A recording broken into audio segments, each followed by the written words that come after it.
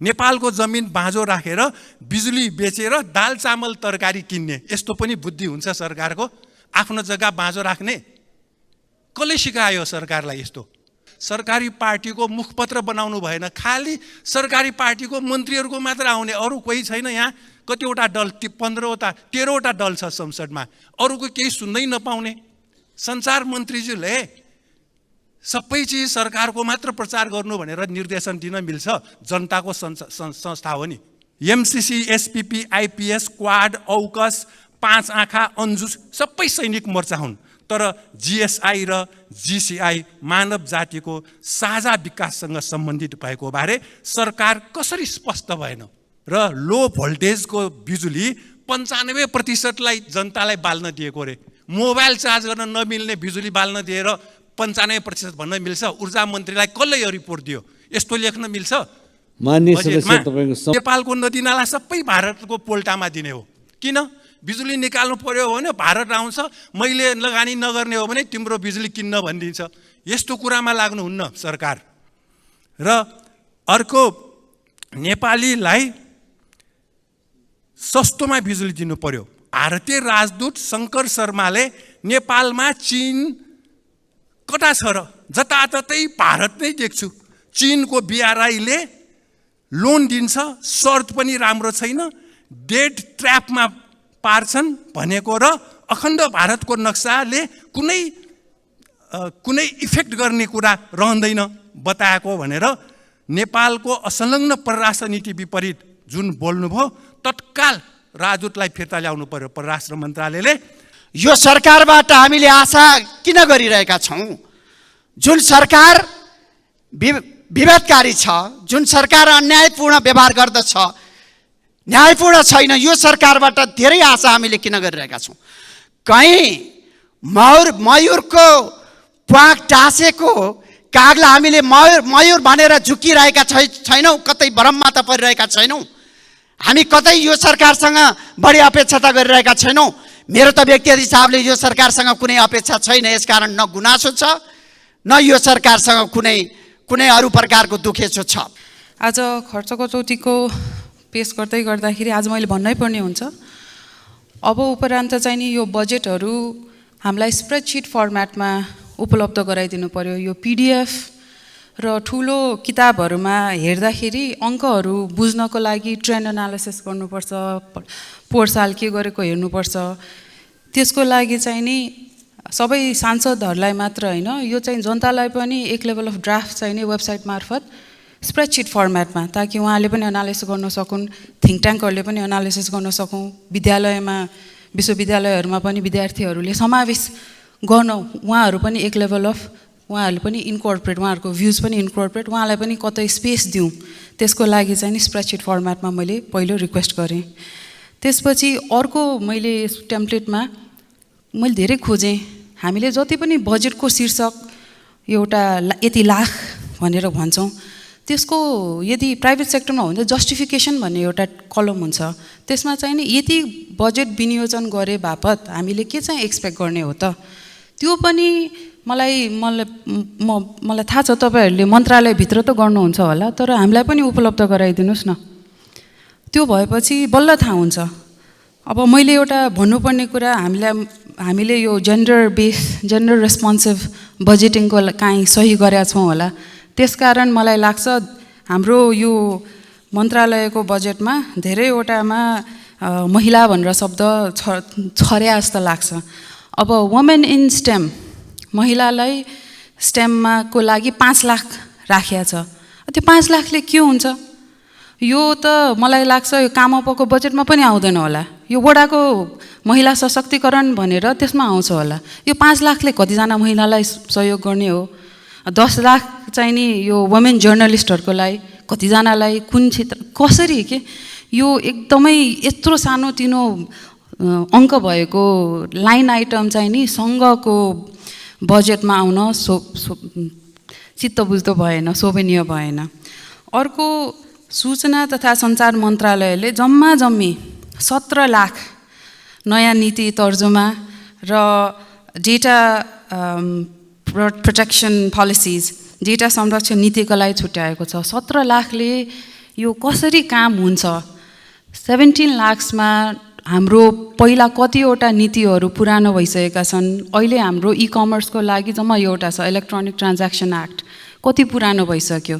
अरू कतिवटा क्षेत्रमा हामीले नयाँ नियम बनाउनु पर्ने छ, कतिवटा आउटडेटेड नियमहरू छ। यो 17 लाखले हामीले गर्न सक्छौँ र त्यसमा चाहिँ नि मलाई एकदम यो बजेटको शीर्षक नै यो इनफ बजेट भएन। अनि अर्को एउटा एकदम महत्त्वपूर्ण कुरा, यो सञ्चार मन्त्रालयले incubation and acceleration programme for digital industry and first level advisory सपोर्टमा 10 लाख हाराहारीको खर्च गर्दै देख्छु। यो इन्क्युबेसन र एसिलरेसन कार्यक्रम त कि तपाईँको उद्योग मन्त्रालयले चलाउनु पर्यो, कि तपाईँको विश्वविद्यालय शिक्षा मन्त्रालयले चलाउनु पर्यो, यो किन सञ्चार मन्त्रालयले चलाउँदैछ? डिजिटल भन्ने बित्तिकै सञ्चारमा आउँदैन नि, त्यो इन्डस्ट्रीको रूपमा डेभलप गर्ने हो भने यो त उद्योगले चलाउनु पर्यो। र यो कोअर्डिनेसन पनि भएको देखिरहेको छैन। डिजिटल कम्पनीजहरूलाई कहाँ प्रब्लम छ, उहाँलाई डिजिटल सञ्चारसँग मात्र एउटा उहाँहरूले अपेक्षा गरेको भनेको एउटा ऐन हाम्रोलाई ल्याइदेऊ। अर्को उहाँहरूको धेरैवटा उहाँहरूलाई चाहिने कुरा त यो तपाईँको क्यापिटल लिक्विडिटीको लागि चाहिएको छ, त्यो त सञ्चार मन्त्रालयले गर्ने होइन। अनि अरू भन्नै पर्ने, हुलाक भनेको चिठी पत्र मात्रै होइन, यो देशको लागि आर्थिक परिस्थितिमा कमर्सलाई प्रोत्साहन, जति यो अतिरिक्त कर्मचारी छ 10,853 उहाँलाई हामीले कमर्ससँग जोड्नु पर्यो। कमर्ससँग जोड्यो भने बल्ल अहिले त आजको पत्रिकामा पनि आछ, किसानहरू 2 रुपियाँमा बेच्छन्, उपभोक्तासम्म आउँदाखेरि 45 रुपियाँ पुगिसक्छ। त्यो ब्रिज त कमर्सले गर्न सक्छ। त्यति धेरै कर्मचारीलाई तपाईँले कुना काप्चाको हाम्रो जनतालाई डिजिटल प्लेटफर्ममा कसरी अनबोर्ड गर्ने त्यो कुरामा परिचालन गर्न सक्छौँ। जबसम्म हामीले यो बिचको मल्टिपल स्टेप्स छुट्याउँदैनौँ, हटाउँदैनौँ, कृषकहरूलाई हामीले उपभोक्तालाई त चर्को कति गुणा बढी छ कृषकहरूले पाउने र उपभोक्ताले तिर्ने। त्यसैले हामीले कमर्सलाई यो सञ्चार मन्त्रालयले त्यसमा चाहिँ नि प्राथमिकता राख्नुपर्ने मलाई लाग्यो। अनि अर्को चाहिँ नि हामीले भवन, हुलाकको भवनमा यो सभा हलमा कति खर्च गरिरहेछौँ, यो चाहिँ मलाई हाम्रो सञ्चार मन्त्रीज्यूलाई मात्र होइन प्रधानमन्त्रीज्यूलाई पनि सोध्न मन लाग्यो। मलाई पटक पटक कल आउँछ स्वास्थ्यमा दरबन्दी भयो भनेर, हामीले भवनमा चाहिँ नि किन खर्च गरिरहेछौँ, हाम्रो प्राथमिकता के भइरहेछ, यसमा एकताली विचार। त्यसकारण मैले यो विनियोजनमा चाहिँ नि खर्च घटाउको प्रस्ताव पेश गरेँ। धन्यवाद। मान्य सदस्यहरू, पहिला सफ्टवेयर र हार्डवेयर डेभलपमेन्टको लागि नेपालको आइटी र कम्प्युटर शिक्षा दिने कलेजहरूलाई सरकारले आवश्यक सहयोग दिएर मात्र गभर्नेन्सलाई हामीले अगाडि बढाउन सक्छौँ। नत्र यो गभर्नेन्स आफै एउटा ठुलो व्यापार घाटा हाम्रो लागि हुनेछ। र खोपो विश्वविद्यालयको विधेयक पारित नगरिएसम्म विज्ञानमा आधारित यो प्रविधिको विकास हुने छैन। एनसेलको यहाँ चर्चा चल्यो, एनसेलसँग 1 खर्ब उठाउने मुद्दा सरकारले जितेको भनेर पनि समाचार आयो र एनसेलले फेरि तत्कालै सरकारलाई तिर्नुपर्ने छैन भनेर पनि आयो। यसमा के भएको हो? र अर्को 45 करोड रुपियाँ एनसेलका अधिकारीहरूको कारण सरकारले एनसेललाई तिर्नुपर्ने भयो भनेर पनि आयो। भनेपछि सरकारका अधिकारीहरूको के कमजोरी भयो? जनताको आम्दानी चाहिँ केही अधिकारीहरूको कारण एनसेललाई करोडौँ तिर्नुपर्ने, यसमा के भयो? सम्बन्धित अधिकारीहरूसँग असुल उपर गर्नुपर्छ, जनताको यहाँ एनसेललाई तिर्ने कुरा आउँदैन। र ध्वनि प्रदूषण यो साइलेन्ट किलर हो, तर यसबारे सञ्चार माध्यमले प्रचार प्रसारलाई प्राथमिकतामा राखेको छैन र औद्योगिक क्षेत्र वरिपरि ध्वनि प्रदूषणले वरिपरिका मान्छेलाई नराम्रोसँग आघात पुर्याएको छ, बाँच्न र सुत्न दिएको छैन। यो ध्वनि प्रदूषण काठमाडौँमा धेरै भएको हुनाले यसबारे प्रचार प्रसारमा प्राथमिकता दिनुपर्छ। र 875 जना नेपालीलाई नक्कली भुटानी शरणार्थी बनाउने र 56 जना अमेरिकी नागरिकलाई ठग्ने 2 गिरोहका नायिके बीच साझेदारी, जालसाजी र यसको संरक्षण गर्ने बारे समाचार सरकारी स्वामित्वको सरकारी माध्यममा प्रकाशित नै भएन। खै टेलिभिजनले बोल्दैन, सरकारको गोरखापत्र बोल्दैन, सबै प्राइभेटले मात्र बोल्ने, सत्य कुरा जति प्राइभेटले बोल्नुपर्छ भन्ने यो सञ्चार तथा सूचना मन्त्रालयको आवश्यकता छ। सत्य कुरा केही नलेख्ने, जनतालाई नबटाउने। र साथसाथै प्रधानमन्त्रीको आइटी सल्लाहकार निजी कम्पनीकै सञ्चालक राख्ने हो भने स्वार्थ बाँझ्यो नि, त्यसरी राख्न मिल्दैन। सञ्चार मन्त्रालयले सुझाव दिँदाखेरि यो त आइटीको यो निजी व्यापारी हो, यसलाई प्रधानमन्त्रीले सल्लाहकार बनाउनु हुँदैन भनेर सुझाव दिनु पर्यो नि क्याबिनेटमा निर्णय हुँदाखेरि। यो विषयमा पनि सूचना मन्त्री पछाडि पर्नु भयो जस्तो लाग्यो। अर्को, चिकित्सा विज्ञानले स्वास्थ्यलाई हानिकारक ठहर्याएको जङ्क फुड, हल्का पेय पदार्थ, मद्यपान, धुम्रपान बिक्री र विज्ञापन रोक लगाउनु पर्यो सञ्चार मन्त्रालयले। र विज्ञापनको भाषा र प्रस्तुति नेपाली हुनु पर्यो। सरकारी स्वामित्वको सञ्चार माध्यम गोरखापत्र, रेडियो नेपाल, नेपाल टेलिभिजनलाई सरकारी पार्टीको मुखपत्र बनाउनु भएन। खालि सरकारी पार्टीको मन्त्रीहरूको मात्र आउने, अरू कोही छैन। यहाँ कतिवटा दल, 13वटा दल छ संसदमा, अरूको केही सुन्दै नपाउने। सञ्चार मन्त्रीज्यूले सबै चिज सरकारको मात्र प्रचार गर्नु भनेर निर्देशन दिन मिल्छ? जनताको संस्था हो नि। त्यसपछि अर्को, रेडियो नेपालको खुम्बलतार स्थित 50औं रोपनी जग्गा बिक्री गरेर करोडौं कमिसन खाने को हो? कारबाही हुनु पर्यो। र निजी दूरसञ्चार प्रणाली राष्ट्रियकरण गर्ने, अब 80-81 भित्र 5G सुरु गर्ने र 100 रुपियाँमा महिनामा ब्रोडब्यान्ड इन्टरनेट सेवा दिने। यति नगर्ने हो भने सञ्चार मन्त्रालयको औचित्य छैन। रेडियो फ्रिक्वेन्सी र टेलिभिजनको फ्रिक्वेन्सी वितरणमा भ्रष्टाचार गर्नेहरूलाई कारबाही गर्नु पर्यो। परराष्ट्र मन्त्रालयको खर्च कटौतीमा मैले यसरी राखेको छु, भारतसँगको व्यापार घाटा घटाउने मुख्य विकल्प जलविद्युत निर्यात भएको सरकारको दाबी। यो त नेपालको नदीनाला सबै भारतको पोल्टामा दिने हो। किन? बिजुली निकाल्नु पर्यो भने भारत आउँछ, मैले लगानी नगर्ने हो भने तिम्रो बिजुली किन्न भनिदिन्छ। यस्तो कुरामा लाग्नुहुन्न सरकार। र अर्को, नेपालीलाई सस्तोमा बिजुली दिनु पर्यो। 80 लाख नेपालीलाई वैदेशिक रोजगारीमा पठाउने, नेपालको जमिन बाँझो राखेर बिजुली बेचेर दाल चामल तरकारी किन्ने, यस्तो पनि बुद्धि हुन्छ सरकारको? आफ्नो जग्गा बाँझो राख्ने कसले सिकायो सरकारलाई? यस्तो गलत काम त सुन्नु भएन नि सरकारले।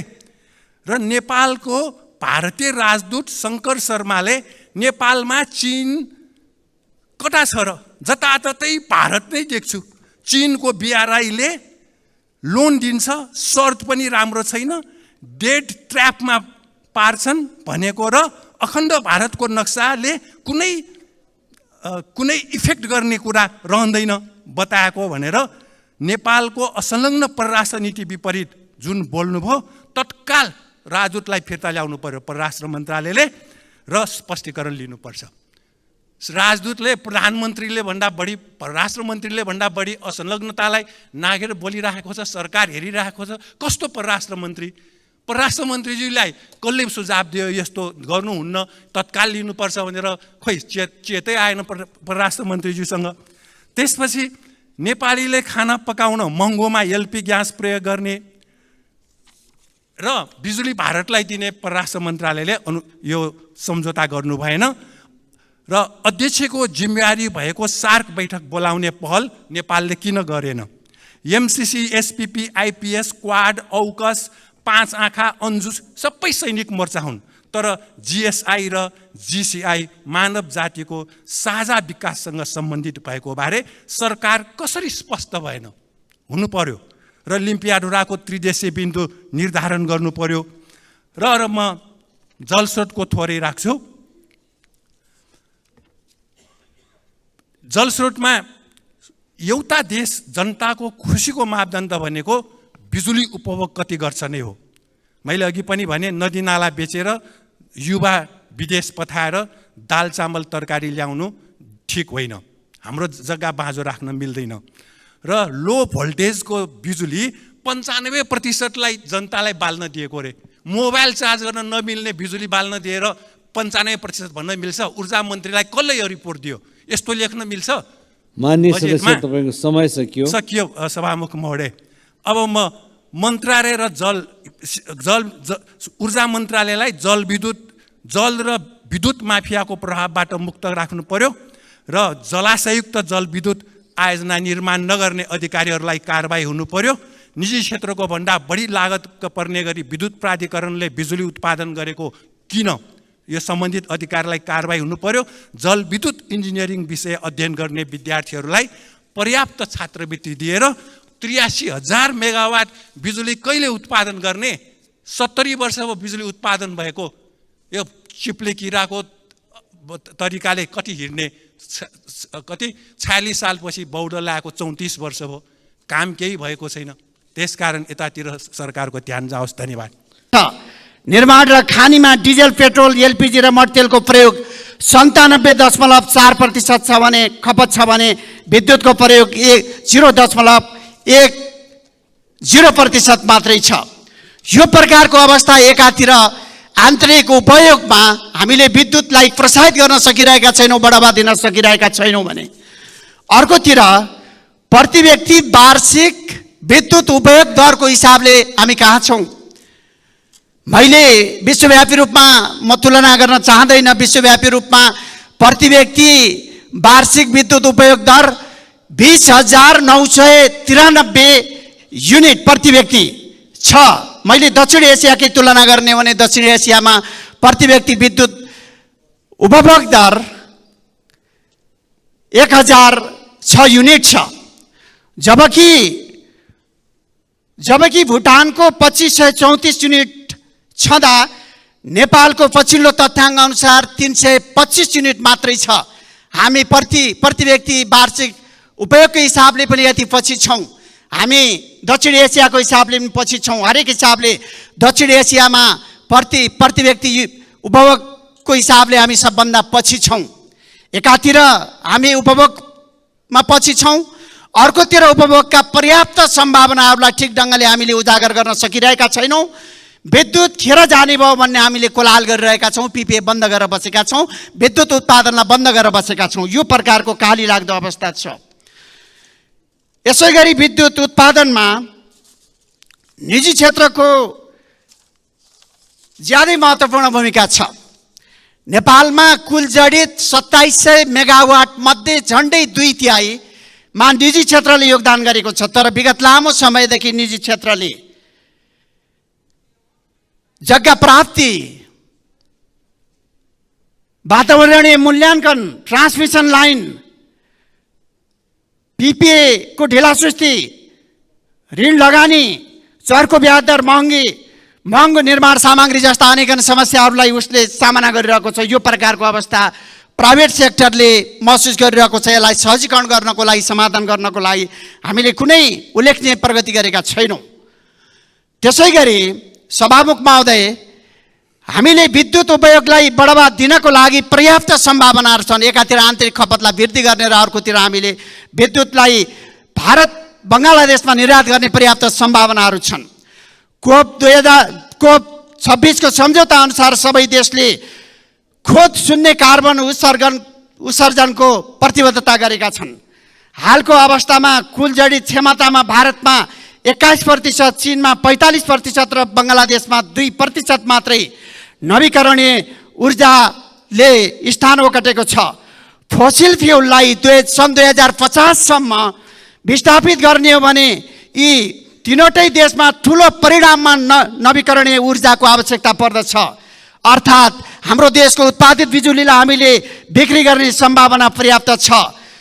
चाहे दिगो विकास लक्ष्य, पेरिस सम्झौता, कोप 26 लगायतका हाम्रा अन्तर्राष्ट्रिय प्रतिबद्धतालाई पुरा गर्नको लागि के बत्ती बालेर मात्रै सम्भव हुन सक्छ वा बिजुली उत्पादन गरेर हामीले जीवनलाई गुणस्तरीय बनाउने र हामीले व्यापार गरेर हामीले आय आर्जन गर्ने र नेपालको समृद्धि प्राप्त गर्ने दिशामा जानुपर्छ। यो दिशामा सरकारले अहिले पनि गम्भीरता साथ ध्यान दिएको देखिँदैन। देशभित्र प्रसारण लाइनको सञ्जालको त समस्या छँदैछ, तर हाल ढल्केबर मुजफ्फरपुर प्रसारण लाइन बाहेक, अन्तर्देशीय प्रसारण लाइन बाहेक बुटबल, गोरखपुर, इनरुवा, पूर्णिया, दोदरा, बरेली लगायत अन्तर्देशीय प्रसारण लाइन लामो समयदेखि चर्चामा रहेका छन्, तर यसलाई निर्माण गर्ने सन्दर्भमा सरकारले गम्भीरता साथ ध्यान दिएको छैन। प्रधानमन्त्रीज्यूले भारत भ्रमण गएका बेलामा 10,000 मेगावाट बिजुली भारतमा निर्यात गर्ने कुरालाई स्वयं संसदभित्र पनि उहाँले सार्वजनिक गर्नुभएको छ। तर दुईटा कुरा, 10,000 मेगावाट बिजुली निर्यात गर्ने कुरा त गरियो, भारतले खरिद गर्ने कुरा त चर्चामा आएको छ। तर के जुनसुकै देशको ठेकदार कम्पनी र लगानीबाट उत्पादित बिजुली निर्बाध ढङ्गले पठाउने सन्दर्भमा के त्यहाँ कुनै सहमति भएको छ?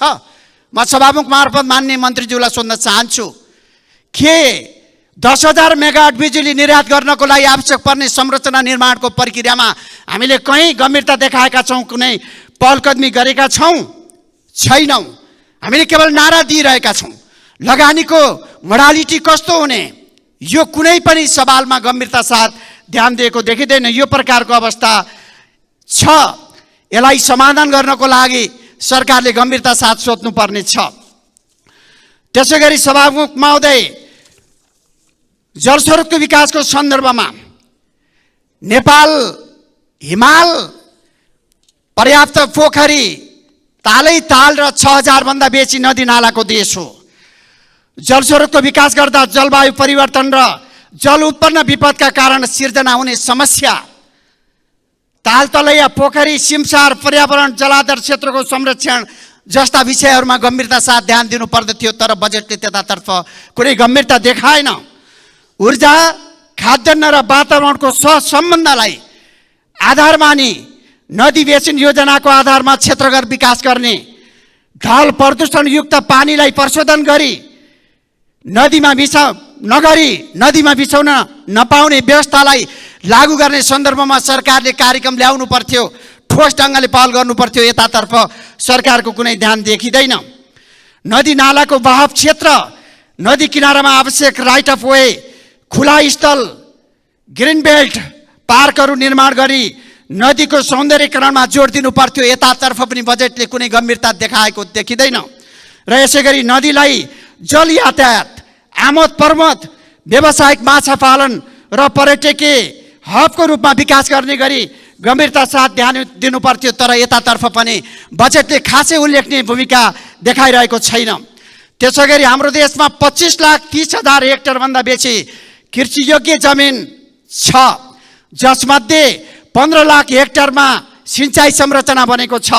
सिँचाइ संरचना बनेको 1/3 मात्रै 12 महिना सिँचाइ हुन सक्दछ।